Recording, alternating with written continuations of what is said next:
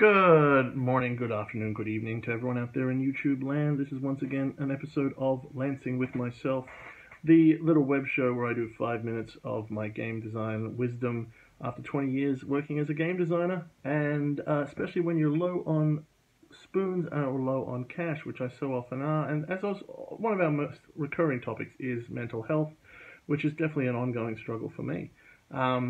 This week, I've been struggling with it. I'm going back to Warhammer, which is, as a freelancer, it's a bit of a challenge.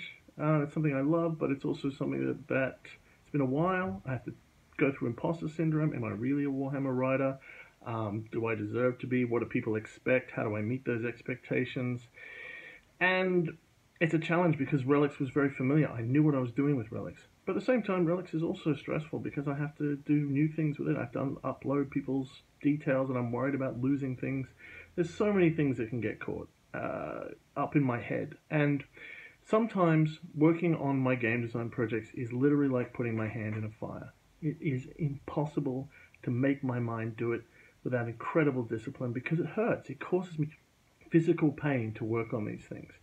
And sometimes it's important that I push through that. It is. I have to go, look, I need to accomplish something today. It's going to be worth it to take the pain and move through it because the pain is, coming from somewhere else. I can talk myself through it and I can get through it. Sometimes it's important to rest and not do that. And making those choices is difficult. Making those choices is very hard. And only you know when those choices have to be made. And that's the ultimate truth about creativity, is that it's a journey into yourself. It's a journey into understanding who you are and knowing the terrain of what you are capable of, what you want to do, what drives you, what kind of success you want.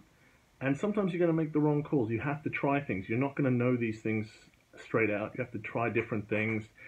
You have to move forward to learn these things. But you're also moving inside yourself. What I mean is you can't just sit there meditating and go, right, I know exactly what I want. You're going to have to try lots of different things to figure this out. And it's an ongoing journey. You're never going to be sure, and you're always going to be changing because you're a changing person.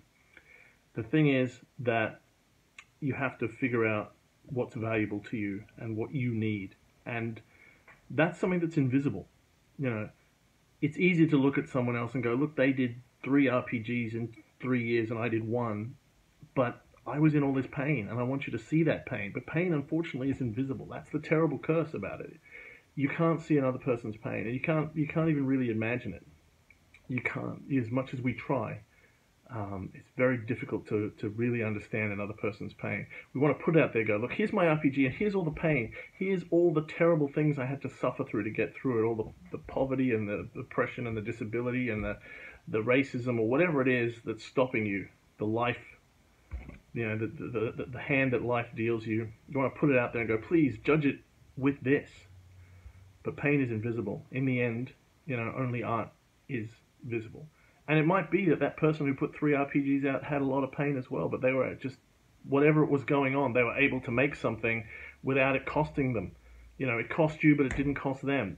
That is the way it goes. Again, it's personal. Everyone's got their own map, their own terrain that's about them. Some people can just make more than others or make things better than others because of their situation, because of their brain, because of the random lottery of biology and society and culture. It just goes that way. That is the way it be. And their pain is invisible, so you can't judge them either. They might have had a terrible cost to get those games out. It's just the way it goes. The important thing about the pain being invisible, though, is that it shows you that the artwork that you produce is ultimately all that anyone else will ever see. Unfortunately, we think about art as something that reveals the truth about the artist, but what it does do really is obscure the artist. It's a mask that hides who we truly are. We see the work and not the person. And what that means for you is that in discovering who you are and how you work, you must never make the mistake of confusing yourself with your artwork and your output. There's a person and then there's the work.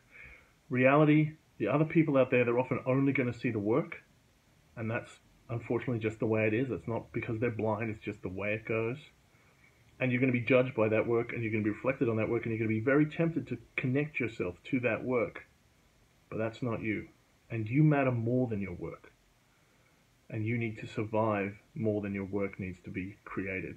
There's a lot of things on the line that say, oh, you should be writing, go and make good art, whatever it is, turn it into art, get down there, put the pages in, whatever it is, do something every single day to move you forward to your goal, find your truth, believe it, live it, live every moment of it you can, push yourself, whatever it is. But that advice was written by someone else as a form of nostalgia for what they think brought them to their position at the end. It's not going to be necessarily useful to you because you're in your own terrain and only you know the path that suits you. Don't judge yourself by your work, and don't try to learn from other people's paths that tell you to keep making work if that compromises you as the individual, as the person. You're more important than your art. Never forget that. That's all for today. Talk to you soon.